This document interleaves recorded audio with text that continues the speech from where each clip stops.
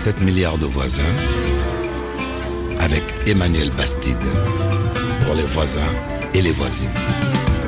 Bonjour, bienvenue, 7 milliards de voisins. Aujourd'hui, les adultes surdoués au travail. Au fil des années, c'est vrai, on connaît de mieux en mieux les enfants surdoués. Ce sont ceux qui apprennent à parler, à lire, un peu comme par enchantement. Mais à quoi reconnaît-on dans le fond un adulte surdoué ? Généralement ultra diplômé, avec des postes à responsabilité, l'adulte surdoué peut faire sa journée de travail en 2 heures et le reste du temps étudier le mandarin planqué derrière son écran d'ordinateur. Très sensible, voire émotif, il est sans cesse assoiffé de connaissances du monde et il s'ennuie vite dans son travail. Son problème, finalement, c'est de se fondre dans la masse, ne pas avoir l'air plus intelligent que son patron si possible, parce que les entreprises savent peu tirer parti encore de la grande intelligence de ces personnes. Alors, ces personnes sont-elles adaptables au monde du travail ? Nous allons en tout cas essayer de mieux comprendre ces adultes surdoués avec nos invités. Thierry Brunel, bonjour. Bonjour Emmanuel. C'est très schématique ce que je viens de dire sur les adultes surdoués, mais c'est juste. Tout petit peu votre histoire, non, quand même. On va affiner. Oui, et puis pas uniquement mon histoire, l'histoire de beaucoup de gens. Bon, en tout cas, vous avez eu votre bac à 16 ans, l'ESSEC, MBA à l'INSEAD, licence de mandarin. Vous avez été pendant 20 ans cadre financier de sociétés cotées en bourse et vous avez finalement trouvé votre voie, entre autres, à la tête d'une association internationale d'adultes à fort potentiel intellectuel qui s'appelle Mensa et dont on parlera. Et puis surtout, vous publiez avec la psychologue Ariel Ada, Adultes sensibles et doués, trouver sa place au travail et s'épanouir. Publié chez Odile Jacob. Dans le studio de 7 milliards de voisins également, Monique de Kermadec, bonjour. Bonjour. Vous êtes psychologue clinicienne et spécialiste, à l'origine, vous êtes spécialiste des enfants surdoués, des enfants que vous avez suivis jusqu'à l'âge adulte maintenant. Et donc, vous avez beaucoup publié sur ce sujet, entre autres, l'adulte surdoué, apprendre à faire simple quand on est compliqué. C'est un petit peu ce qui pourrait résumer tout un programme. La difficulté de vivre lorsqu'on est un adulte surdoué. Toutes vos questions, bien évidemment, les voisins et les voisines, si vous vous reconnaissez d'ailleurs dans ce que je viens de décrire, ou au contraire si vous avez dans votre entourage des adultes surdoués qui ont du mal à trouver leur place dans la société, dans le monde du travail, vous nous appelez au 33 1 84 22 71 71 pour dialoguer avec nos invités. Je rappelle le numéro 33 1 84 22 71 71. Alors, de quoi parle-t-on tout de même ? Thierry Brunel, Monique de Kermadec, doué, surdoué. Vous savez, dans ces cas-là, quand on fait des émissions, il y a plein de gens qui nous appellent. Ils disent, mais moi, je suis sûrement surdoué. Bon, il y a aujourd'hui des échelles, des chiffres, des tests, de la science. C'est un mot qui fait peur, effectivement, surdoué, parce qu'on a tendance à l'associer à un fonctionnement extrême, comme celui de Léonard de Vinci ou Einstein. Il est vrai que nous hésitons en France sur les termes, que nous avons plusieurs mots, que je crois, vous me disiez pas plus tard tout à l'heure, que Ariel, par exemple, aime beaucoup parler d'adultes doués, d'adultes sensibles, ayant des capacités particulières. Moi, j'ai employé le mot surdoué à défaut de ne pouvoir employer gifted, parce que j'aime bien la notion de talent qui implique avoir quelque chose qui est à travailler et investir. Oui, mais alors, plus scientifiquement parlant, Thierry Brunel, comment mesure-t-on l'intelligence pour dire que tel ou tel adulte est considéré comme surdoué ? Alors, c'est une mesure statistique. En fait, les tests d'intelligence ont énormément évolué depuis une centaine d'années. Monique pourra vous les donner en détail, mais en gros, on teste aujourd'hui 11 dimensions d'intelligence et c'est une sorte de moyenne pondérée, on va dire, des 11 dimensions pour faire court. Et donc, vous retrouvez aussi bien des littéraires que des scientifiques, que des informaticiens, etc. Voilà, donc c'est une population finalement alors, assez bigarrée. Vous voulez peut-être... C'est un test qui permet d'apprécier l'intelligence cognitive, celle qui permet de faire des études supérieures. On teste la logique, les capacités d'analyse et de synthèse, la mémoire, la culture générale. On teste aussi une logique mathématique, par exemple. Donc, lorsque on aborde avec un Vice 4, qui est le test pour les adultes administré en France, on permet à la personne de prendre conscience du fonctionnement d'un grand nombre de modes de pensée que nous utilisons au quotidien dans notre fonctionnement professionnel. Vous citez la culture générale, mais ça c'est de l'acquis, ça dépend du milieu social. Oui, non, parce que après tout, nous pouvons tous écouter certaines émissions, nous pouvons lire, nous pouvons nous informer. C'est ça, c'est ce cerveau qui a une capacité d'éponge, finalement, absorber, recracher avec une pensée intelligente. C'est ça. Établir des liens. Oui, et puis pour préciser, la chose est difficile parce que vous avez un certain nombre de symptômes, de difficultés, parfois de handicaps, qui peuvent en fait gêner la mesure du score. Quelqu'un qui est anxieux, quelqu'un qui est déprimé, quelqu'un qui est hyperactif peut être sous-évalué dans son score total. Sur un plan mathématique, on prend le top 2% de la population de chaque pays. Donc par exemple, quand on a démarré à Dakar, Mensa, on a pris le top 2% de la population. Voilà. C'est-à-dire que vous considérez que dans chaque pays, il y a la même proportion d'adultes surdoués qui présentant les mêmes résultats à ces fameux tests internationaux. C'est tout à fait ça. C'est-à-dire que c'est un critère absolu, je dirais, d'égalité aussi, et je dirais d'une certaine façon, de façon sous-jacente, totalement antiraciste. C'est-à-dire que voilà, on considère que l'intelligence, elle est universelle. Je pense que le message est fort. On est, je dirais, à l'opposé des eugénistes, et on dit que dans chaque pays, on mesure les gens les uns par rapport aux autres, et donc on teste le top 2% de cette population. Ceux-là, effectivement, sont considérés comme éligibles, mais encore une fois, attention, il y a des gens qui, à un moment donné, parce qu'ils ont des difficultés dans leur vie, ou parce qu'ils ont des troubles non diagnostiqués, pensent ne pas rentrer dans cette population, et certains spécialistes mal formés leur disent non, vos parents se sont fait des idées, ou vous êtes fait des idées, etc. C'est pas du tout le cas. Alors que vous êtes dans une situation, aujourd'hui 99% des personnes douées ignorent qu'elles le sont.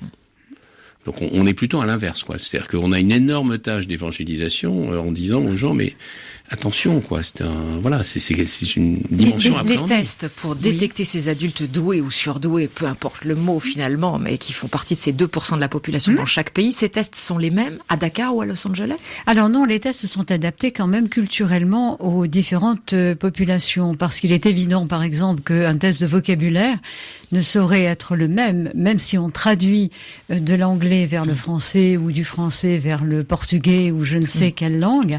On est obligé de tenir compte de ce qui est enseigné localement. Mais j'avais quand même envie d'ajouter une petite dimension. Thierry a raison, en test parfois on voit que certaines personnes perdent leurs moyens, et il n'est pas opportun de forcer la personne à terminer ce test ce jour-là, parce que je crois que tout ce que nous testons à ce moment-là, c'est l'importance de l'anxiété, non pas les capacités réelles de la personne. Est-ce que tous les enfants détectés surdoués, puisqu'aujourd'hui en tout cas les pays développés savent très bien détecter les enfants surdoués via l'école, lorsqu'ils sont signalés, ou les parents qui se rendent bien compte que ces enfants sont différents, est-ce que tous ces enfants détectés comme surdoués restent surdoués lorsqu'ils deviennent adultes? Oui, alors ça c'est absolument catégorique. Non seulement ils le restent, mais un petit peu comme on voit dans le dernier film de Luc Besson, Lucy, ils peuvent développer en plus leur côté délié intellectuel, notamment par des techniques comme le neurofeedback que je décris dans le livre. C'est-à-dire? Alors, dans les années 70, les sportifs de haut niveau avaient besoin d'améliorer leur performance, et donc est né le biofeedback, qui était la mesure de la cohérence cardiaque, de la transpiration, de tout un tas de choses, etc. Et puis dans les années 2000, avec la mesure des ondes du cerveau, est arrivé le neurofeedback, qui sont sorte de série d'exercices ludiques qui sont faits à un écran avec un feedback immédiat, et qui permettent de travailler ce que les sportifs de haut niveau appellent la zone, c'est-à-dire l'endroit où on est à la fois très détendu, très relaxé et extrêmement concentré, puisqu'ils se sont aperçus que les champions olympiques arrivent vraiment au top de leur performance quand ils arrivent à rester assez longtemps dans la zone. Donc vous avez la possibilité dans tous les métiers, y compris dans le journalisme, Emmanuel, de travailler ce délit intellectuel, et c'est probablement, d'après le responsable du centre veille-sommeil de Paris, probablement l'un des domaines les plus enthousiasmants de la recherche autour des personnes qui ont du talent. Moi, j'aime beaucoup ce que vient de dire Monique. Voilà, autour d'une personne talentueuse, c'est-à-dire arriver à délier ce talent, et même si on n'utilisait que 10% de notre cerveau, peut-être qu'on peut arriver, par des techniques comme ça, on utilisait 15-20%. Alors, juste avant que ne commence l'émission, on évoqua par exemple le cas de Mark Zuckerberg, l'inventeur de Facebook. Vous disiez, oui, forcément, lui, c'est un surdoué, même si vous ne connaissez pas ses résultats au test, et peut-être les a-t-il passés, peu importe. Mais Mais ça, on a parlé des réussites. Oui, la mais... réalité est tout autre pour ces adultes surdoués dans la masse. Mais c'est-à-dire qu'il y a d'autres dimensions que l'intelligence cognitive pour la réussite. Vous ne pouvez pas simplement compter sur un QI élevé pour pouvoir réussir, que ce soit dans les affaires, à l'école ou autrement. Il y a des composantes psychologiques, il y a des facteurs environnementaux, il y a différents facteurs qui contribueront ou non à cette réussite. Donc ceux que nous voyons réussir magistralement ont généralement eu une intelligence émotionnelle et relationnelle qui était particulière et qui leur a permis de faire reconnaître leurs talents et de les investir. Mais, oui, et puis Emmanuel, j'ai envie de vous dire qu'est-ce que la réussite ? C'est-à-dire que je donne par exemple dans le livre un exemple, vous qui aimez les exemples, d'une personne qui a très très bien réussi, qui est régulièrement interviewée par un journaliste, etc., et qui venait de faire une paralysie faciale, qui était au bord de l'AVC. Donc en fait, un accident cérébral, voilà. Donc forcément, et donc, avec un cerveau diminué. Le risque d'être un légume. Et donc effectivement, la réussite, c'est pas uniquement la réussite matérielle, c'est aussi effectivement de réussir à sa juste place, d'arriver à réussir parce qu'on est naturellement au bon endroit, et donc on va s'épanouir, et donc les choses vont être avec beaucoup moins d'efforts. Et donc, du coup, la réussite va être facilitée. Et c'est vrai qu'on a tous tendance à regarder des exemples un peu extrêmes. D'ailleurs, souvent, quand on voit des émissions d'adultes doués à la télévision, on voit des cas un peu caricaturaux, du type qui sait lire un dictionnaire par cœur et qui a besoin de son père à 45 ans pour s'habiller, pour citer une émission récente. Mais donc, en fait, la réalité qu'on vit en association est tout autre. Et c'est pour ça que les gens n'arrivent pas à se dire, mais moi, c'est mon cas aussi, alors, et peut-être que ça résoudrait mes problèmes de le savoir. Justement, je crois qu'il faut qu'on explique quels sont les différents problèmes de l'adulte doué au travail, malgré sa grande intelligence. Alors, moi, je dis qu'ils sont de 3 ordres, mais j'écouterai aussi attentivement ce que dit Monique. Je dirais du plus superficiel au plus profond. Je dirais que la première, c'est tout simplement un décalage de communication. Je reprends l'image du conte du vilain petit canard, qui était en fait un joli signe qui s'est découvert sur le tard. Quand vous êtes un signe, que vous parlez en langage signe, et que par projection vous pensez parler à des signes, vous plantez totalement dans votre communication. Ensuite, le deuxième décalage, et donc le deuxième travail qui est déjà un peu plus profond, c'est le relationnel. Et le relationnel, on va en reparler certainement dans l'émission, il est souvent envahi par les émotions. Et là-dessus, il y a un certain nombre de techniques qui permettent de ramener les émotions à un niveau acceptable. Je parle dans le livre j'ai introduit le concept que j'ai inventé de toilette émotionnelle, mais qui parle à beaucoup de gens à travers le monde, et qui permet effectivement de ramener ces émotions au bon niveau. Et puis enfin, le moins visible, le plus profond, c'est le travail d'ancrage identitaire. C'est-à-dire, c'est difficile d'être différent des autres. Donc, je dois d'abord faire le travail je suis honteux d'être un vilain canard. Ensuite, peut-être que après tout, je peux accepter que je suis pas un canard et que je suis différent, mais ça me casse les pieds d'être différent. Et puis après, finalement, arriver au bout de quelques années, grâce à des gens comme Monique, à la tranquillité, à la fierté d'être et au fait simplement d'être à sa place. Je m'accepte en tant que signe et donc j'accepte de vivre entouré de crétins qui sont des canards. Oui, si, c'est un peu ça ce que vous nous dites quand même. C'est ça le malheur du signe. Non, je pense que vous y mettez un jugement que je n'y mettais pas. Je pense que le jugement n'est pas utile. Je pense simplement. En tout cas, vivre avec des gens qui fonctionnent beaucoup moins vite, qui mémorisent. Oui, mais on a besoin de complémentarité. Je pense qu'il y a des signes qui vivent en parfaite harmonie avec des canards, simplement parce que ils arrivent à leur parler dans leur langage et ils arrivent à être lucides sur leurs propres faiblesses. Vous savez, cette vieille phrase, ces ailes de géant l'empêchent de marcher. Il y a des gens qui véritablement des ailes de géant qui les empêchent de marcher. Monique de Kermadec. Alors, si je devais résumer ce qui peut poser problème à l'adulte surdoué dans le monde du travail, j'emploierais 3 mots. L'intensité, la rapidité et l'hypersensibilité. Ce sont des personnes qui ont un mode de fonctionnement, une capacité à investir qui les démarque totalement de leur entourage. Ce sont des personnes qui arrivent rapidement à des solutions ou à des propositions qui prennent de court leur entourage. Et ce sont des personnes qui réagissent intensément de façon émotionnelle. Donc ces 3 points-là sont les points que l'on retrouve le plus souvent dans les discours des adultes surdoués en consultation parce qu'ils sont malheureux dans le monde du travail. Et parfois une certaine naïveté aussi qui peut caractériser les adultes doués surdoués de cette grande intelligence où ils peuvent tomber dans des pièges qu'on leur tend dans le monde de l'entreprise et des guéguerres fratricides. On va en reparler juste après cette petite 71.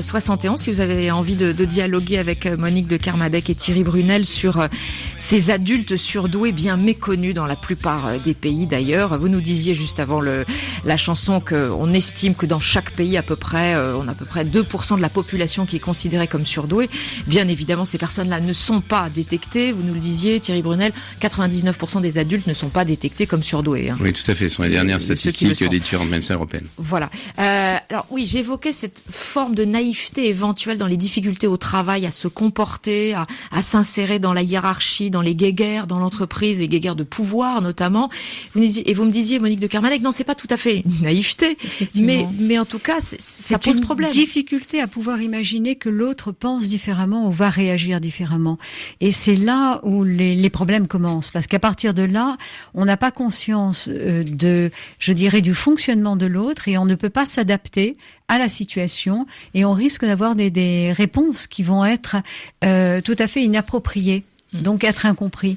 Oui, on peut repartir de la question d'André Comte-Sponville, le capitalisme est-il moral, où il répondait dans son livre, le capitalisme est amoral. C'est-à-dire que j'explique bien dans le livre qu'il y a vraiment deux modèles et ce sont des choix qui doivent être faits en conscience. Il y a le choix de l'enseignement Socrate de la vérité. Je vis dans la vérité et j'assume toutes les conséquences jusqu'à la ciguë. Et donc là, on est dans un modèle que moi j'appelle le modèle de Raymond Aron, qui s'intéresse sur le sens de l'histoire, sur le sens de sa contribution, sur le sens de sa vie d'homme. Et puis il y a le modèle machiavélique totalement assumé aussi, qui est un modèle qui est orienté plus vers le pouvoir, l'argent, la reconnaissance, etc. Et en fait, très souvent, vous avez des gens qui sont dans une logique, on va dire, de vérité, et qui n'arrivent même pas à projeter qu'ils ont affaire à des gens qui sont dans une logique tout autre.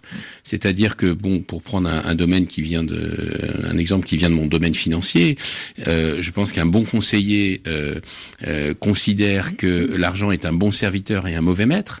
Et ça, je pense que c'est quelque chose qui est profondément ancré dans une certaine éthique. Et alors que vous avez des conseillers qui vont considérer que l'argent et le contrôle sont une fin en soi et non pas un moyen.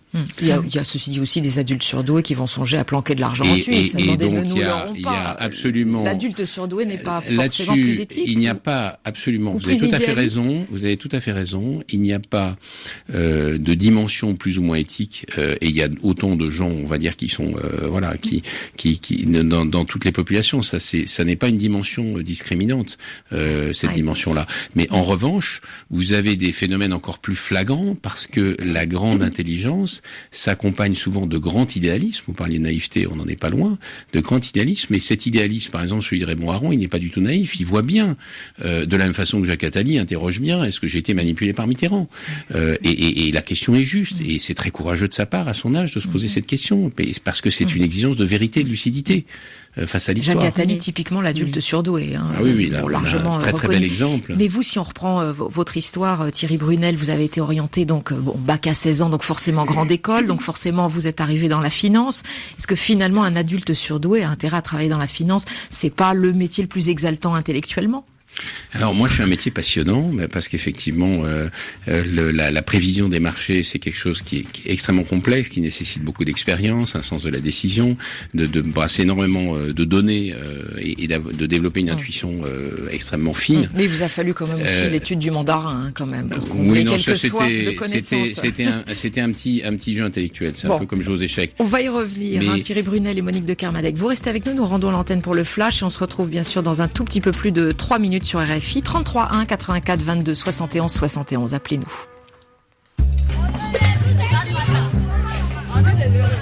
« 7 milliards de voisins, on est ensemble. » Bienvenue si vous nous rejoignez, 7 milliards de voisins, nous parlons des adultes surdoués aujourd'hui. C'est un sujet qu'on connaît peu, alors qu'on a beaucoup exploré déjà les enfants surdoués. Ces adultes surdoués, vous nous le disiez, Thierry Brunel et Monique de Kermadec, sont souvent isolés dans le monde du travail. En tout cas, justement pour répondre à la question de Paul d'Abidjan sur Facebook, les surdoués sont-ils toujours incompris ? Je vous pose la question peut-être à vous, Thierry Brunel.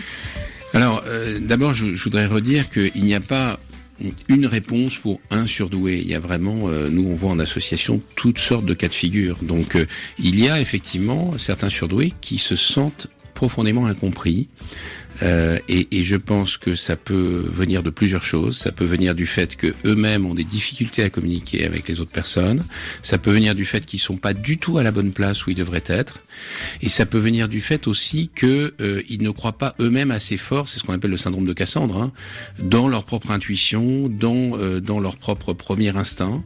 Et il y a beaucoup de travail associatif qui consiste à leur redonner confiance et à leur dire de suivre cet instinct, parce que même s'ils se tromperont 1 ou 2 fois sur 10, ils vont se tromper beaucoup moins que quand ils suivent les copains, les conseils de la famille ou quelque chose qui fait plaisir aux parents. Ça peut sembler paradoxal en même temps, alors que ces adultes savent qu'ils sont doués d'une intelligence largement supérieure. Vous pensez à des cas, à des rencontres précises? Ah oui, je pense à des cas extrêmement précis de gens qui, par exemple, ont fait des découvertes, des chercheurs dans des entités scientifiques de grandes entreprises qui ont fait des découvertes, qui se les sont fait totalement piller par des gens qui étaient plus dans le calcul, effectivement, et moins dans la démarche de vérité, et qui ont été non seulement incapables de revendiquer leur découverte, mais totalement incompris dans leur contribution à l'entreprise, et qui finalement ont fini dans une certaine aigreur et une certaine incompréhension, et une certaine misanthropie. Bon, mais les difficultés sont quand même susceptibles d'évoluer à partir du moment où la personne a la possibilité de comprendre son propre mode de fonctionnement, de comprendre comment il peut entrer dans des relations plus satisfaisantes avec les personnes. J'ai suivi plusieurs personnes en entreprise qui, au départ, étaient ingénieurs ou autres et qui avaient effectivement des idées innovantes, qui étaient peu acceptées en réunion parce qu'ils les faisaient passer de façon abrupte, parce qu'ils disaient c'est comme ça, un point c'est tout, et sans patience, et qui avec le temps ont compris comment ils pouvaient mieux faire passer leurs idées, comment ils pouvaient mieux les faire accepter, et comment ils pouvaient gérer les relations avec les équipes. C'est quelque chose qui peut s'apprendre, c'est-à-dire qu'au départ, on peut souffrir parce qu'on est incompris, mais sinon, on peut analyser la situation, on peut aider la personne à trouver une place beaucoup plus confortable. C'est ce que j'allais dire, c'est que finalement ces adultes surdoués, en principe, ils ont fait donc des études, ils sont extrêmement diplômés, donc ils accèdent à des postes à responsabilité. Et sont-ils vraiment faits pour accéder à des postes à responsabilité, manager justement des hommes et des femmes qui ne sont pas doués de la même intelligence? Alors là encore, il n'y a pas de cas général. Il y a des gens qui n'accèdent jamais à la moindre responsabilité. Il y a même des gens qui n'osent même pas revendiquer des responsabilités qui sont en dessous de leur capacité, j'en connais. Quel domaine, par exemple? Par exemple, la comptabilité. Moi, je me rappelle d'une personne qui était extrêmement brillante en mathématiques et qui, à 42 ans, après une période de chômage, se sentait honteuse et n'osait même pas aller demander un poste de comptable, alors qu'elle avait une intelligence qui lui permettait de faire 10 fois mieux que ça. Et à l'inverse, je dirais, dans les gens qui accèdent au poste de responsabilité, comme le disait Monique, il y a des gens qui sont extrêmement doués sur le plan relationnel et puis qui font un vrai travail sur eux-mêmes et qui, petit à petit, deviennent très ancrés, parce que je pense qu'on le voit bien d'ailleurs au plus haut niveau de l'État, selon que les gens sont ancrés ou pas ancrés, ils ont une force et une crédibilité où ils ont du mal à l'avoir. Et donc il y a des gens qui sont plus faits pour être dans des positions numéro 2 ou de responsables d'associations, de partis, etc. Et il y a des gens qui sont véritablement faits pour le poste suprême. Et ça, l'intelligence n'est pas le critère le plus déterminant. Je pense que l'ancrage identitaire, l'aptitude relationnelle et ensuite le sens de la relation à l'autre et l'art de la prudence, comme dirait Balthazar Gracian, ça, ce sont des armes essentielles pour accéder au pouvoir et s'y maintenir. Alors justement, on a pas mal de messages qui évoquent le problème de la jalousie, c'est-à-dire que finalement être un adulte surdoué dans le monde du travail évoque soit la jalousie, soit provoque la peur, l'anxiété chez les supérieurs hiérarchiques. Les adultes surdoués témoignent de cela ou pas dans votre association? Oui, et ça d'ailleurs j'en parle dans le livre parce que c'est terrible, parce que évidemment les gens ne se doutent pas de ce qu'ils provoquent, mais finalement le talent fait peur. Le talent fait peur à la personne qui est arrivée de façon peut-être un peu plus besogneuse, un peu moins talentueuse, et qui a peur de perdre son poste. Donc effectivement, je décris des exemples où des gens se prennent des pots de banane incroyables sur des choses absolument injustifiées et manipulatrices, mais qui aboutissent à chaque fois à la sortie d'entreprise. Et donc effectivement, il y a ce sentiment de solitude dont parlait dans le livre, qui est terrible, mais qui est lié notamment à cette jalousie, à cette envie, et d'où effectivement cette notion d'habileté sociale et de pouvoir effectivement... Vous décrivez des cas de gens qui font des gaffes en même temps incommensurables dans la relation avec les autres, par exemple dans le milieu bancaire avec des clients, etc., qui mettent les pieds dans le plat, qui sont cash, comme vous dites. Tout à fait. Ça peut sembler inouï avec l'intelligence dont ils sont doués. Ils ne s'en rendent pas compte parce que leur intelligence, ils l'ont appliquée à d'autres domaines. Et donc, par exemple, ce sont des gens qui vont être absolument pointus, je sais pas, en astronomie, en physique des fluides, ou en informatique, et qui vont vous résoudre des choses qui sont quasiment insolubles dans l'entreprise. Et puis, effectivement, au quotidien, leurs ailes de géant les empêchent de marcher. Est-ce que ça veut dire que vous conseilleriez à des adultes détectés comme surdoués, c'est-à-dire ayant des scores très élevés à ces fameux tests qu'on a évoqués au début de l'émission, de rechercher plutôt des fonctions dans l'entreprise, plutôt dans une tour d'ivoire, plutôt seul? Alors, je distingue dans le livre, en fait, ce que j'appelle les faucons et les colombes, qui n'a rien à voir avec les partis politiques américains, qui est leur sensibilité et leur capacité de résistance à la dureté du monde. Et je pense que, effectivement, quand je dis effectivement assez précisément que les gens les plus sensibles et les plus tendres sont plus faits pour des fonctions d'experts, soit dans des professions libérales, soit dans des professions quasi libérales comme le journalisme, soit dans des missions d'experts. Et les gens les plus durs, en revanche, et là encore, ça n'est pas une dimension qui a à voir avec l'intelligence, eux peuvent tout à fait prendre des positions de leadership. Monique de Kermadec. Oui, on a vu très souvent que les grandes entreprises, les entreprises qui ont des structures très hiérarchisées, avec des promotions qui peuvent être très longues à obtenir, sont en souffrance. Ce qui est important, c'est que l'entreprise ait une certaine souplesse dans son fonctionnement et la possibilité de reconnaître les contributions possibles des employés. Et l'adulte surdoué peut trouver une place, mais il est vrai qu'il a besoin malgré tout d'être dans une société susceptible de comprendre ce mode de fonctionnement. Tout à l'heure, le mot jalousie me gênait un petit peu parce que je ne crois pas que c'est l'intelligence qui fasse peur. Je crois que c'est la manière dont nous amenons nos réponses qui peut faire peur. En fait, beaucoup de choses peuvent être dites, mais la façon de les dire va faire que l'interlocuteur va se sentir menacé, va avoir l'impression que l'autre veut absolument être dans une position de pouvoir ou veut prendre sa place. Or, quand l'adulte surdoué dit de façon très brusque, c'est comme ça, voilà ma réponse, il ne cherche pas nécessairement à prendre la place de l'autre. S'il le communique, le même message communiqué différemment, ne fera pas peur et ne suscitera pas de jalousie. C'est-à-dire qu'il faut vraiment apprendre à être. Tout à fait. Quand on est un adulte surdoué. Avec les autres. Il faut absolument, pour bien plus que pour les autres, il faut apprendre à être avec les autres. Oui.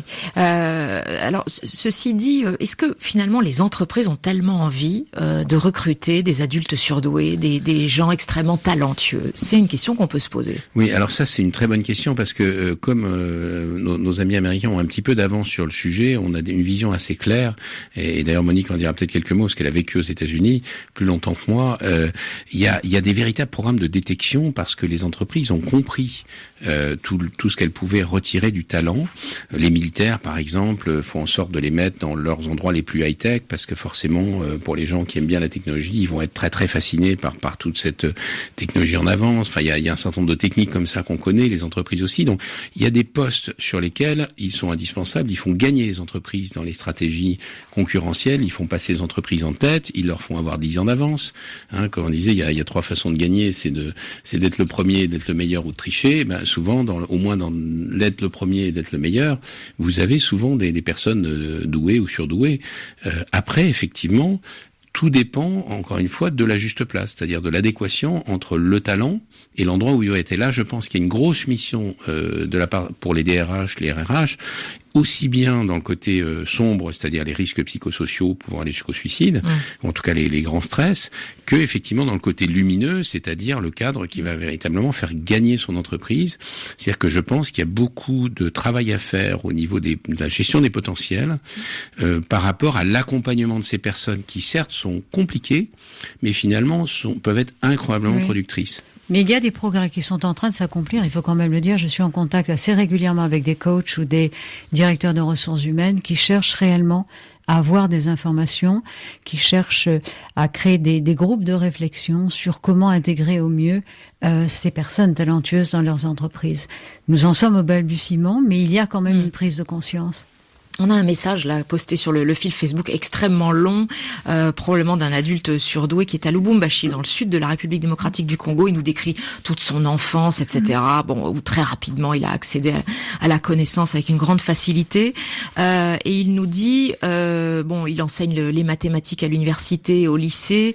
J'ai exercé un grand nombre de métiers. J'ai toujours abandonné à force d'être incompris. J'ai travaillé dans la banque comme analyste financier, en ONG internationale comme logisticien, en entreprise comme IT data manager. Le plus grand calvaire, donc, nous dit Marco à Lubumbashi, dans la vie professionnelle comme d'ailleurs dans la vie scolaire, je ne vois pas de différence, nous dit Marco, c'est d'être indexé comme un partisan du m'as-tu vu, un prétentieux, voire un orgueilleux, quand on essayait de faire de son travail correctement. J'ai fini par tomber dans une timidité presque maladive, écrit Marco. Aujourd'hui, je m'épanouis dans l'enseignement où avec les étudiants et les élèves, la communication est plutôt facile. Marco, d'abord, moi je ne peux que me réjouir que Marco ait trouvé sa place, parce que ça c'est important de trouver sa place. Ensuite, comme je le dis dans le livre, le bonheur est dans le et, c'est-à-dire qu'il peut très bien, l'activité professionnelle n'est pas tout, il peut avoir une autre activité, par exemple plus créative ou qui corresponde plus à ses aspirations humanitaires, et donc il peut très bien avoir son activité professionnelle plus une activité associative. Et puis effectivement, c'est tout le travail d'information qu'on doit faire nous, et c'est ce dont Monique parlait tout à l'heure, c'est-à-dire qu'il faut aider les jeunes Marco qui arrivent sur le marché du travail, il faut qu'on puisse leur donner les outils pour qu'ils ne soient pas autant en souffrance dans leur parcours avant de trouver une place qui leur convient. C'est tout l'objet du livre. Dans des grandes entreprises, il y a aujourd'hui tout de même des tests qui sont réservés pour détecter des salariés à fort potentiel. Oui, alors ça dépend un petit peu, c'est-à-dire que vous avez des tests de profil psychologique, vous avez des tests de profil par rapport au contrôle, par rapport au positionnement par rapport aux autres, de relationnel, etc. Il est très rare que l'on teste l'intelligence stricto sensu. Comme si ça faisait peur finalement. Non, comme si c'était pas la dimension la plus importante, sauf pour certains métiers. Oui. D'accord. Et en revanche, effectivement, on oublie toujours, je dirais que le grand oublié, c'est de tester la sensibilité et l'hypersensibilité. C'est-à-dire que quelqu'un qui est hypersensible, qui est hyper empathique, il va, dans certains cas que je décris, devenir un caméléon.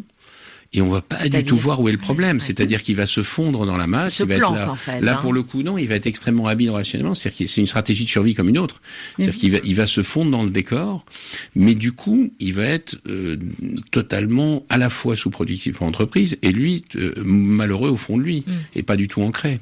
Thierry soulève là une question qui me pose problème, qui est jusqu'où l'entreprise doit-elle avoir connaissance de ce qu'est la personne? Parce qu'après tout, lorsque nous acceptons un emploi et un emploi en entreprise, nous louons quelque part nos capacités de raisonnement, nos capacités à investir et à être rentable pour l'entreprise. Ce n'est pas une entreprise humanitaire, c'est une entreprise à but, je dirais, lucratif néanmoins.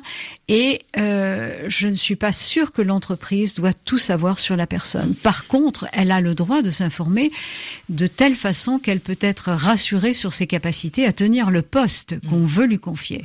Oui, et puis je suis tout à fait d'accord avec ça, et c'est pour ça, je pense qu'il y a à la fois des psychologues, des coachs extérieurs qui sont financés par les entreprises pour les personnes clés, mais je pense qu'effectivement, autant il est important qu'un DRH pointe ce sujet-là et l'adresse, autant effectivement ça doit être fait dans le strict respect de la confidentialité, de l'histoire de la personne. Alors vous rencontrez notamment dans l'association Mensa Thierry Brunel des jeunes loups qui à 30 ans piaffent d'impatience parce qu'ils savent en plus qu'ils ont obtenu des résultats extrêmement élevés à ces tests d'intelligence. Vous leur dites de prendre son temps, et eux vous répondent, c'est pas moi qui suis impatient, ce sont les autres qui sont lents. Oui, alors ça a été assez bien écrit en fait, c'est un décalage de rythme, et c'est pour ça qu'il y a tout un apprentissage de qu'est-ce que je fais de cette vitesse. Et est-ce que finalement j'arrive à avoir des moments où effectivement, comme je dis, on libère la puissance de l'étalon, j'en parle dans le livre, où on est véritablement, effectivement, on travaille à la vitesse de la lumière. Je veux dire, ça, c'est des expériences extrêmement fortes pour les gens, très positives, très très rassurantes. Et en même temps, on doit se resynchroniser avec le rythme des autres, parce que les autres, on en a besoin. Vous le dites bien dans le livre, l'un des principaux dangers qui guettent l'adulte doué dans une entreprise, c'est que le mélange de son talent, de son franc-parler, de sa rapidité, rapidité donne le sentiment d'un cheval fou, incontrôlable et pourrait à tout moment devenir une menace pour le supérieur. Ça peut être aussi un peu comme la finance, d'ailleurs. Vous nous appelez si vous le souhaitez. Il nous reste quelques minutes au 33 1 84 22 71 71 ou sinon vous livrez vos témoignages plus confidentiels sur le fil Facebook. On va parler maintenant de l'association Mensa dans quelques instants. 100 000 membres dans une centaine de pays. Comment entre-t-on dans cette Mecque de l'intelligence? Et je voudrais qu'on prenne le témoignage d'Osni qui nous appelle de Lausanne. Bonjour Osni. Bonjour Emmanuel, bonjour à vos auditeurs. Alors racontez-nous votre histoire. Je crois que vous êtes Camerounais d'origine et vous vivez en Suisse. Tout à fait. Ouais. En fait, je me suis quelque peu reconnu dans le parcours qui a été expliqué par l'invité à l'émission, dans la mesure où moi, de par mon parcours scolaire, alors j'ai toujours été premier de la classe jusqu'à l'université, j'ai toujours excellé, mais je me suis retrouvé un peu discriminé au niveau de la société, c'est-à-dire, comme disait le dieu, jalousé par certains, même au niveau social du quartier, à un moment où certains parents donnaient tout aux enfants qui réussissaient pas, et moi, dans une famille modeste, j'arrivais toujours à être meilleur avec trop de moyens, pas de manière scolaire. Alors, et maintenant, cette discussion s'est poursuivie ici en Suisse, parce que ne pouvant pas m'intégrer dans la société camerounaise. Vous êtes parti en Suisse pour vos études aussi? Oui, j'ai eu un premier concours pour aller aux Pays-Bas et malheureusement un concours vraiment très sélectif, mais le gouvernement a omis de me financer ces études, mais j'ai eu un autre concours, je suis venu en Suisse, une bourse suisse pour faire des études en droit de l'homme. Et après ça, ne pouvant pas toujours m'insérer à cause de cette stigmatisation. Quand j'arrivais dans une entreprise en stage, j'étais toujours parmi les meilleurs. Mais au bout du chemin, on ne me retenait jamais. On prenait les moins bons que moi. Alors, qu'est-ce qu'on vous disait? Qu'est-ce qu'on vous disait? Alors, vous aviez le sentiment, en tout cas, vous dites que vous aviez le sentiment d'être le meilleur. Quel était le prétexte que l'on prenait pour ne pas vous embaucher? En fait, quand on travaillait, j'étais toujours chef de groupe.